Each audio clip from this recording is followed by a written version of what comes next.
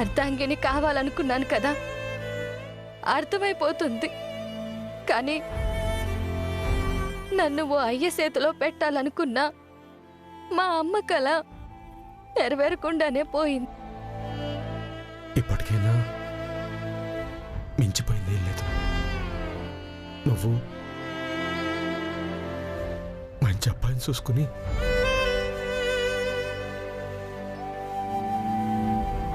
పెళ్లి చేసేసుకో.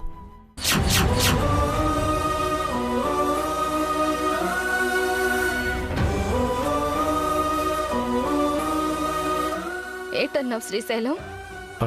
అదే మంచి అబ్బాయిని చూసి పెళ్లి చేసేసుకో అన్నాను. నిజంగానే చేసుకోమంటావా? అనే కదా చెప్తున్నాను.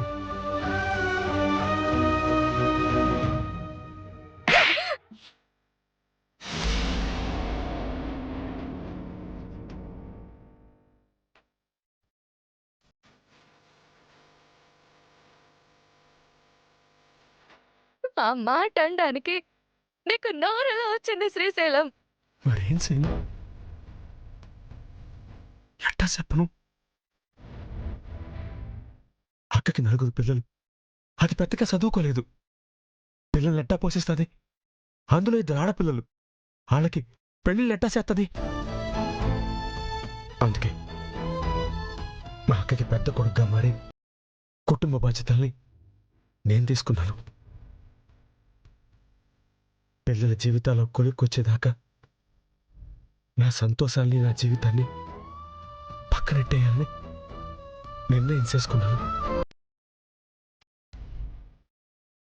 నా కోసం ఎదురు చూస్తూ నువ్వు నీ జీవితం ఎక్కడ నాశనం చేసేసుకుంటావునని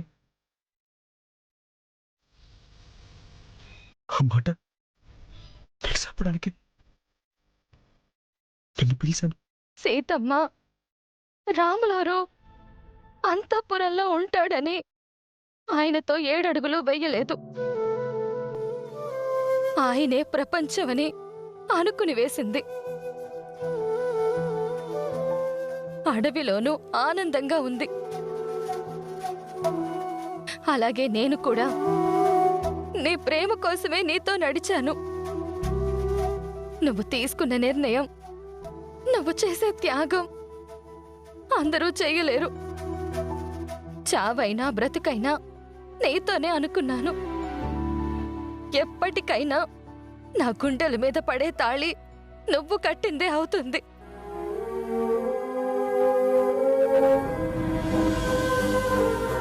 దానికోసం అప్పటి వరకు ఎదురు చూస్తూనే ఉంటాను. సరోజా, కానీ సానా ఏళ్ళు పడుద్దేమో. ఎన్నేళ్ళు? 10 ఏళ్ళ, 20 ఏళ్ళ? ఎన్నేళ్ళైనా పర్వాలేదు. తాళి కట్టకపోయినా నువ్వే నా భర్త అనుకుంటూ నీకోసమే ఎదురు చూస్తాను. నా గురించి ఇంకేం ఆలోచించుకు శ్రీశైలం. ముందు మీ అక్క వాళ్ళ పిల్లల భవిష్యత్తుని చక్కదిద్దే పనిలో ఉండు.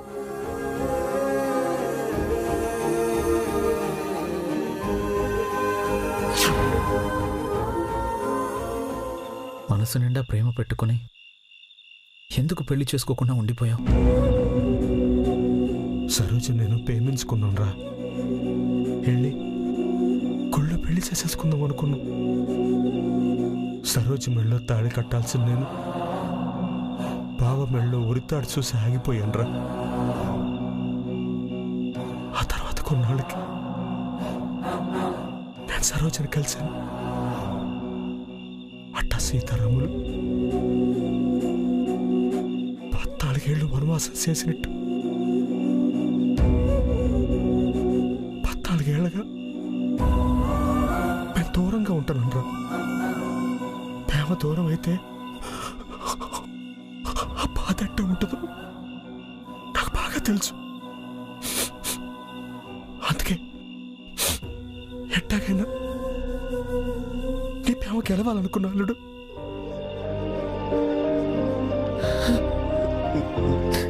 లవ్ యు మావయ్య.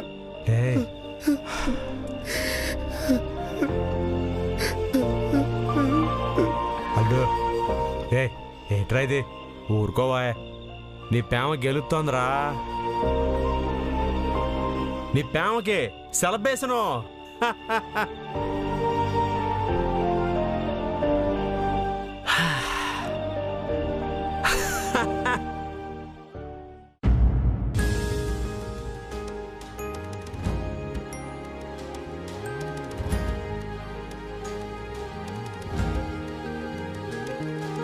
ఇందు ఇలారా. వస్తున్నానమ్మా. ఏంటమ్మా పెళ్లి పత్రికలన్నీ ముందేసుకొని కూర్చున్నావు? అన్నయ్య పెళ్లికి పెళ్లి పత్రికలు కొట్టించాలి కదే. ఓ అందుకా? అక్క ఇటైవు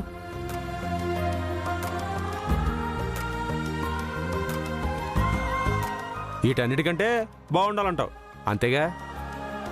అవునరా, గణపతి మాస్టారు పెళ్లి పత్రికంటే ఊళ్ళో అందరూ చెప్పుకోవద్దు. వెళ్ళి పెన్ను పేపర్ తీసుకురా. అలాగే అమ్మా.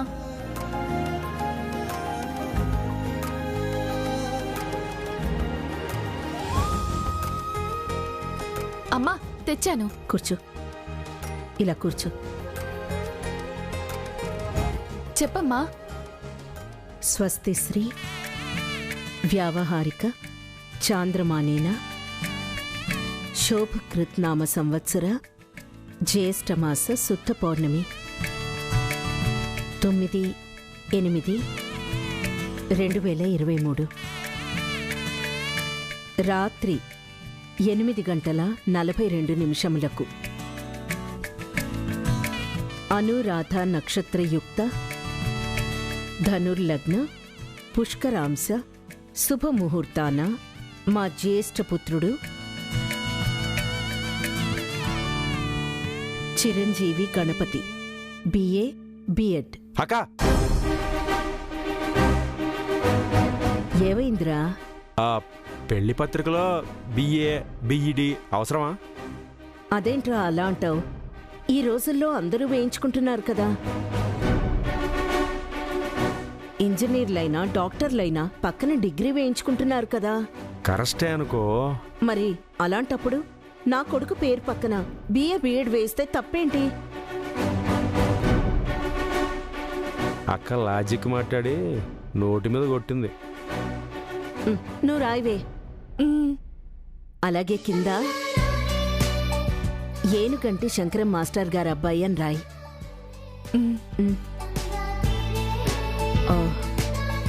ఇందు, ఒకసారి విద్యకి ఫోన్ చేసి పెళ్లి పత్రికలు ప్రింటింగ్కి ఇస్తున్నావు అని చెప్దామా? అలాగే అమ్మా.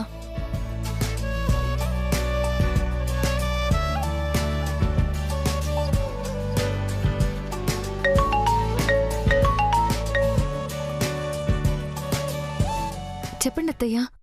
విద్య, పెళ్లి పత్రికలు ప్రింటింగ్కి పంపిస్తున్నావు. మీరు పంపించారో లేదో అని అడుగుదామని. మాస్టర్ గారి పేరు పక్కన బిఏ బిఈడి అని రాయిస్తున్నారు కదా అత్తయ్య. అది రాయించకుండా ఎలా ఉంటానమ్మా? నా పేరు పక్కన మాస్టర్ గారి భార్య అని రాయించండి.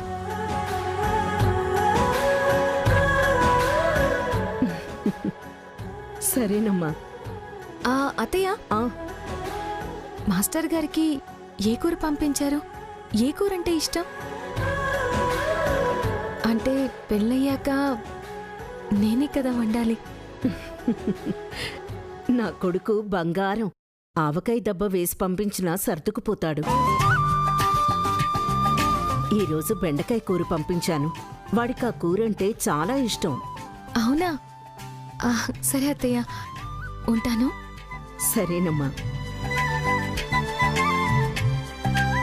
మన ఇంటికొచ్చేది నా కోడలు కాదే, ఇంకో కూతురు. గణపతి చాలా అదృష్టవంతుడు.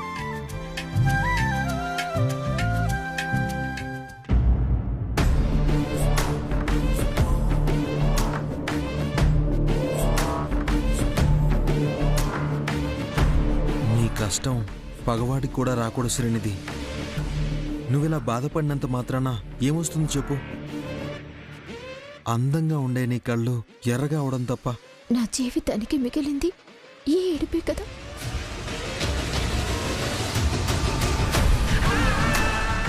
మా అన్నయ్య విఘ్నేష్ క్యారెక్టర్ అంతే.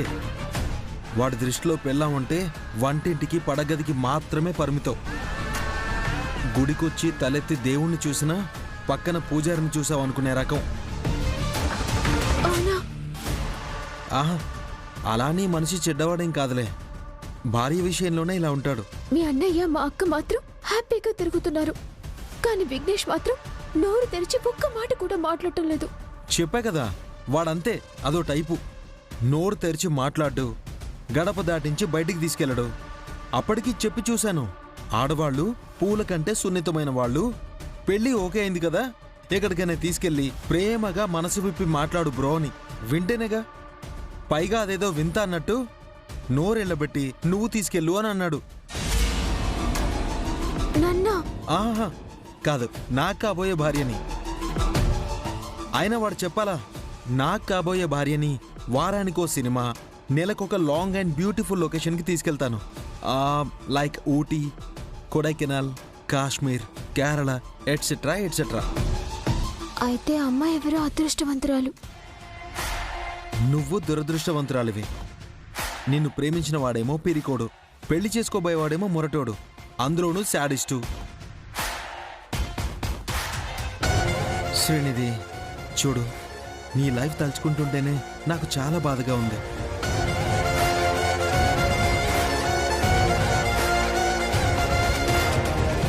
ఇదంతా మా అక్క వల్లనే. చిన్నప్పటి నుంచి నాకు వచ్చే కష్టాలన్నీ తన వల్లే. అమ్మ ప్రేమ లేదు, నాన్న ప్రేమ ఉన్నా అంతా విద్యకు పోయి నాకు కుసలు మాత్రమే మిగులుతుంది. ఎలా అయినా ఈ పెళ్లి ఆగిపోవాలి సుబ్బు, లేకపోతే నాకు జీవితాంతం నరకంగానే ఉంటుంది.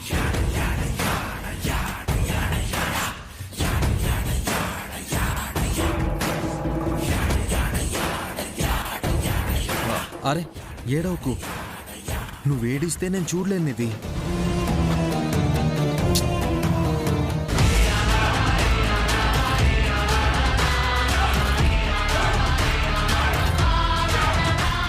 నువ్వింత సెన్సిటివ్ అయితే ఈ లోకంలో ఎలా బ్రతకగలవు? నీ బాధ నాకు అర్థమైంది. నేను నీకోసం ఏదో ఒకటి చేస్తాను, సరేనా? అసలు నీకో విషయం తెలుసా? నిన్ను మొదటిసారి చూసినప్పుడు నీ అమాయకత్వం నచ్చింది. ఆ అబ్బాయి నీకు కరెక్ట్ కాదో నేను టెస్ట్ చేశాను, పారిపోయాడు. అంతేకాని ఇన్ని రోజులు నీ వెంట పడింది డబ్బుల కోసం మాత్రమైతే కాదు. అవునా? అండ్ వన్ మోర్ థింగ్, నీకు పెళ్లికి ముందే బాయ్ ఫ్రెండ్ ఉన్నాడని పొరపాటున మా వాడికి తెలిసిందా? నీకు టార్చరే. వాడికి నువ్వు సెట్ కావు. నీది నువ్వు కోరినట్టు నీ పెళ్లి ఎలా అయినా నేను ఆపేస్తాను.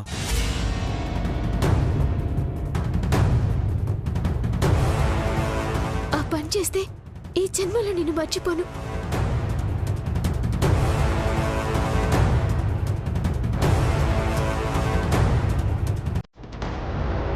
నీలాంటి అందమైన అమ్మాయి కన్నీళ్లతో సాయం అడిగితే చెయ్యకపోతే ఈ జన్మెందుకు? అయినా దేవుడికి నీ మీద నా మీద జాలి దయాలాంటివి ఏమీ లేవు. నీలాంటి అమ్మాయిని నా జీవితంలోకి పంపించుంటే గుండెల్లో తాజ్మహల్ కట్టి యువరానిలా చూసుకునేవాణ్ణి.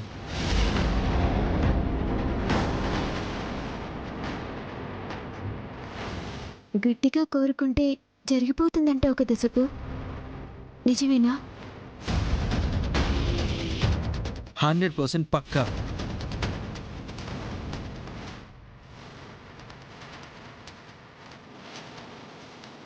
సరే అయితే, ఇప్పటికే ఆలస్యమైంది, నేను వెళ్ళొస్తాను. వెళ్ళు, జాగ్రత్త.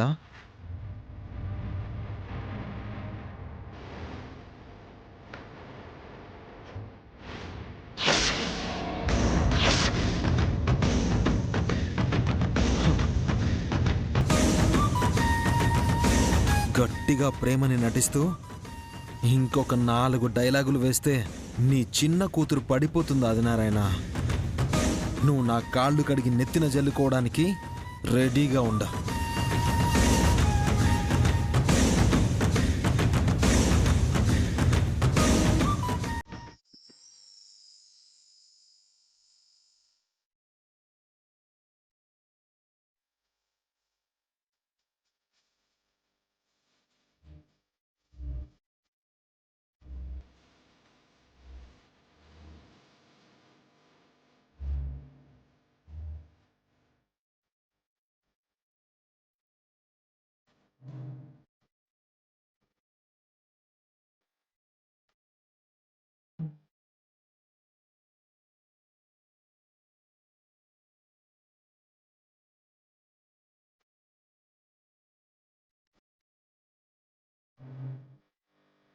మాస్టర్తో నా పెళ్లి కల పెళ్లి పత్రిక వరకు వచ్చింది. ఇక పెళ్లి పీటలెక్కడివే తెరవాయి.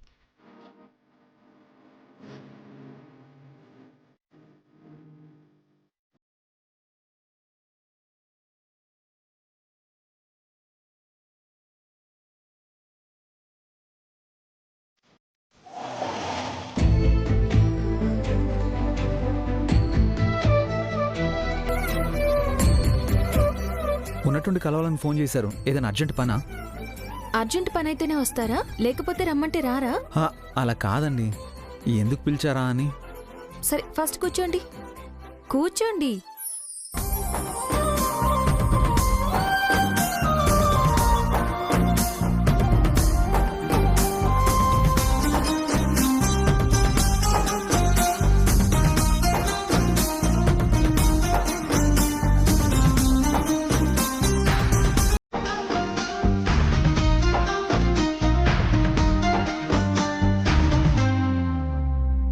చూడండి మన పెళ్లి కార్డు.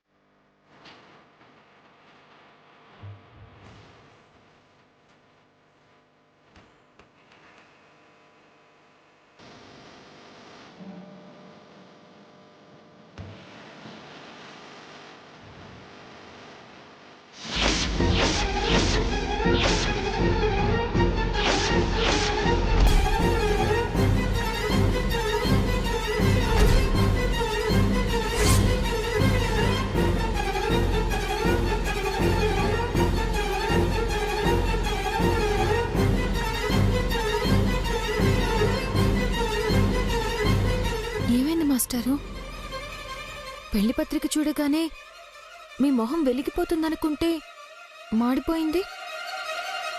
అచ్చుతప్పులేమైనా ఉన్నాయా? అచ్చుతప్పులేం లేవు. కానీ కానీ పెళ్లి పత్రికలో నా పేరు పక్కన BA BEd అని శ్రీవిద్య మాస్టర్ గారి భార్య అని రాసుందేంటి? అవును, మీరు మాస్టరే కదా, BA BEd చదివారు కదా. చదివాను, కానీ పాస్ అవ్వలేదు కదా. ఏమన్నారు? ఇప్పుడు ఎవరు ఇలా రాయించుకోవడం లేదు. ఇవన్నీ ఓల్డ్ ఫ్యాషన్. జస్ట్ మన పేర్లు రాస్తే చాలు. పెళ్లి పత్రికల్లో ఫ్యాషన్ ఏంటండి? BA BEd అనేది మీ కష్టానికి గుర్తింపు. మాస్టర్ భార్య అనేది నాకు గౌరవం. ఇప్పుడంటే నేను BA BEd పాస్ అవ్వలేదు, కానీ కొన్ని రోజులకి నా పేరు పక్కన కూడా BA BEd అని వస్తుంది. మీరు చదువు చెప్పి నన్ను పాస్ చేయిస్తారు కదూ. అప్పుడు గణపతి మాస్టారు BA BEd పక్కనే శ్రీవిద్య BA BEd అని బోర్డు చేయించి పెట్టుకుంటా. ప్లీజ్ విద్య, నా కోసం ఈ BA BEd అనేది తీసేయండి. నేను బ్రతిమలాడతాను, నా కోసం కాదనకండి మాస్టారు. పెళ్లికొచ్చిన అందరికీ మీరు మాస్టర్ అని తెలియాలి. తెలియని వాళ్ళకి నేనే పిలిచి మరీ చెప్తాను. నేనెంత పెద్ద తప్పు చేశానో నాకిప్పుడు అర్థమవుతుంది విద్య. నీకు నిజం చెప్పాలనున్నా చెప్పలేని పరిస్థితి. చెప్తే అమ్మా నువ్వు ఇద్దరు నాకు దూరం అవుతారు. మీరు లేకపోతే నాకు జీవితమే లేదు విద్య. ఏమైంది మాస్టర్ గారు? ఏం ఆలోచిస్తున్నారు? విద్య, నేను ఇలా అంటున్నానని ఏమనుకోకు. టీచర్ ఉద్యోగం కంటే బిజినెస్ చేసుకునే వాళ్ళ జీవితాలే బాగున్నాయి. నేను కూడా ఏదైనా బిజినెస్ చేసుకుందామని. ఆపండి ఆపండి ఆపండి ఆపండి.